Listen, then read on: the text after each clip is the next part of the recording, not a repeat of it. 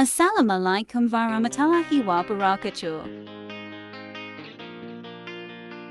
Bismillahirrahmanirrahim. Assalamualaikum warahmatullahi wabarakatuh. Nama Rahmi, saya akan menjelaskan materi tentang leadership yang paragraf pertama. Leadership. Leadership has been described as a process of social influence in which one person can enlist the aid and support of others in the accomplishment of a common task. For example, some understand leader simple as somebody whom people follow, or as somebody who guides or directs to other. Still other the definition. Leadership is organization, a group of people to achieve the common goal. Kepemimpinan digambarkan sebagai proses pengaruh sosial di mana seseorang dapat meminta bantuan dari dukungan orang lain dalam menyelesaikan tugas bersama. Misalnya, memahami pemimpin hanya sebagai seseorang yang diikuti orang lain atau seseorang yang membimbing atau mengarahkan orang lain.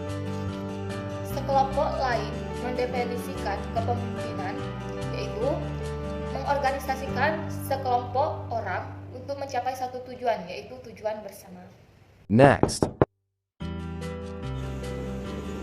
Assalamualaikum warahmatullahi wabarakatuh. Perkenalkan, nama saya Fitriani dari kelompok 2. Baiklah, saya di sini akan menjelaskan tentang teori sifat kepemimpinan lanjutan dari saudari Rahmi. Theories early Western history.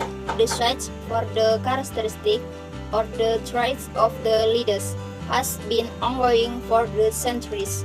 Philosophical writing for Plato's Republic to Critics have explored the question: what qualities distinguish an individual as a leader?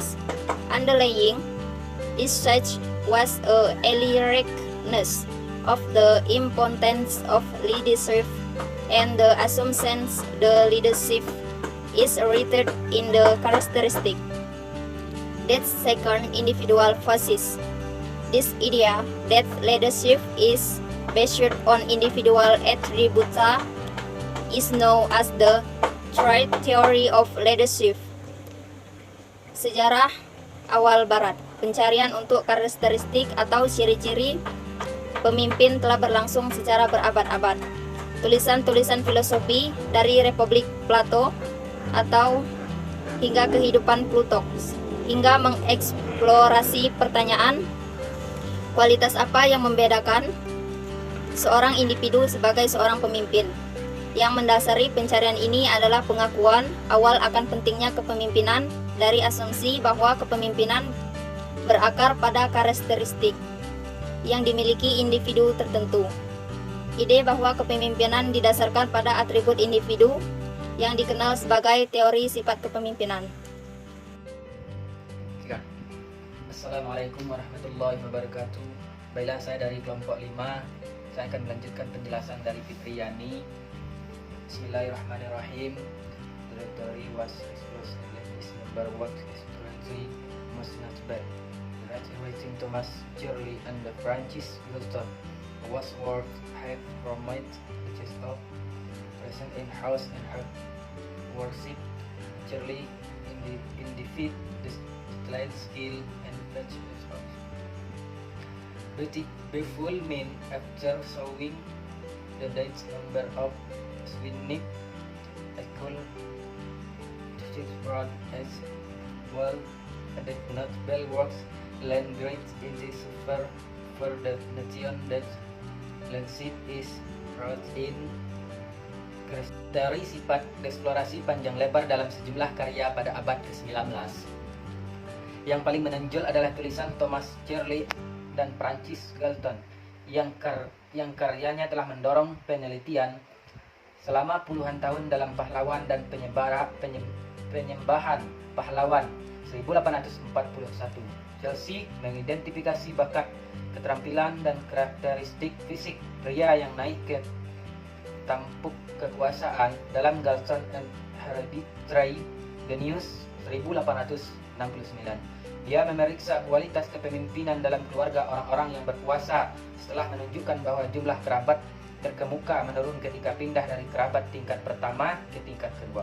Galton menyimpulkan bahwa kepemimpinan diwariskan, dengan kata lain, kepemimpinan dilahirkan, tidak memberikan dukungan awal yang besar untuk gagasan bahwa kepemimpinan berakar dari karakteristik pemimpinan. Assalamualaikum warahmatullahi wabarakatuh. Baiklah, di sini saya akan melanjutkan penjelasan dari Muhammad Yazid. Baiklah, adapun materi saya adalah munculnya teori alternatif. In the late 1914 in early 1915, however, a series of qualitative review of this study, Iqbal 1945 Stogit 1946 Sigman 1997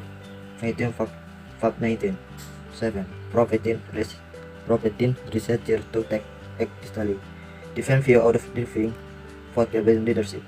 In the review, with study tool, Stogin and men found that while some threats were come across a number of stories, the overall evidence suggested that person were leaders.